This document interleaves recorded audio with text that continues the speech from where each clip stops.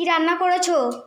আজকে রান্না করেছি এই যে সর্বপ্রথম দেখো বন্ধুদের ভাত, এর মধ্যে একটা কাঁচকলা ভাতে আছে ছোট ভাইয়ের জন্যে।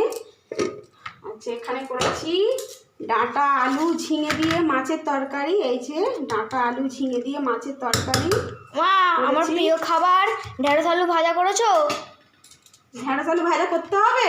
হ্যাঁ, করতে হবে, নাহলে আমি ভাত খাবো না। এই যে বেগুন ভাজা আর তোর ঢেঁড়স আলু ভাজা, খুশি? হ্যাঁ।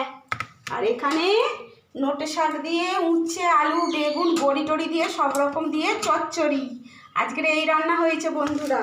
আর আমার ছোট ছেলে ঘরে, ওকে আজকে কাঁচকলা দিয়ে ভাত খাওয়াবো, কেন ওর শরীরটা খুব খারাপ, 5 বার পটি করেছে একটু করে, ওই জন্য কলা দিয়ে ভাত খাওয়াবো আজকের।